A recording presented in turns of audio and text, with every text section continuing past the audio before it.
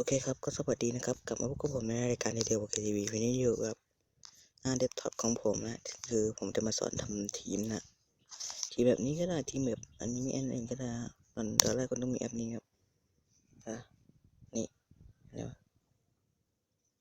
อันนี้BUSS คุณพิมพ์ในเพจตัว BUSS ก็ได้นะโอเค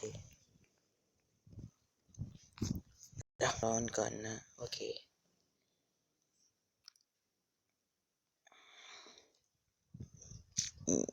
BUSS มีแต่ BOS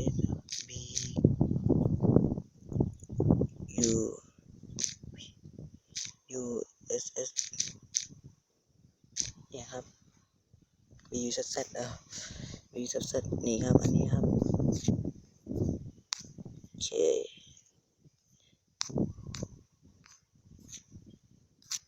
ท่านกดเปิดไปนะโอเคเปิดไป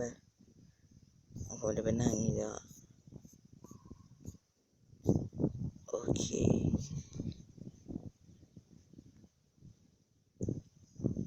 กับเสือตัวนะกลับไม่ได้เนี่ยมันจะอยู่หน้าตายังไงนะลืมนี่ไปให้คุณกดสกรีนทั้งหมดเลยนะแล้วก็เดี๋ยว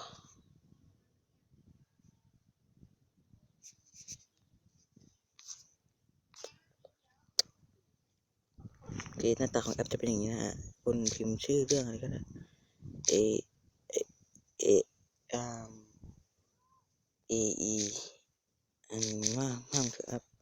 คุณแค่เลื่อนไปหาเรื่องที่คุณต้องการนะโอเคเลื่อนไปเลยก็ได้นะอุ้ยเย้เลื่อนท่านตัวไม่ต้องการก็เลื่อน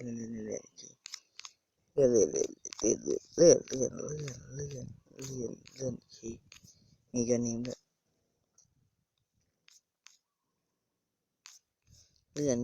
ถ้าคุณไม่ต้องการก็เลื่อนอีกเลื่อนไปเรื่อยๆเลื่อนอีกเลื่อนโอ้ยเลื่อนนี้ชอบมันไหนก็ได้นะแต่ผมจะเอาเรื่องนี้การแก้แค้นของยามาดอันนี้ยามาดอะไรเนี่ยว้ากดไม่ออกคิดไม่พูดไม่ออกครับโอเคนี่ฮะคุณกดดาวน์โหลดไปเลยนะดาวน์โหลดไปเลยครับกดดาวน์โหลดsnowman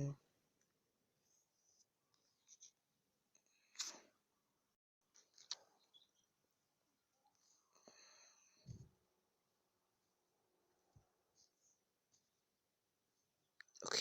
มันจะขึ้นให้อย่างนี้นะครับเนี่ยโอเคถ้าคุณจะแบบแอปนอนเดี๋ยวผสมแต่ผมจะเอาแบบนี้ IPD by snowman ลองมาดาวน์โหลดครับสิโอเคผมจะตัดตอนที่มันดาวน์โหลดเสร็จนะโอเคพอดาวน์โหลดเสร็จก็จะกลายเป็นอย่างนี้นะครับโอเคคุณกดตรงเนี้ยมากดตรงเนี้ยนี่เลยแล้วก็รอมาสักแป๊บหนึ่งนะ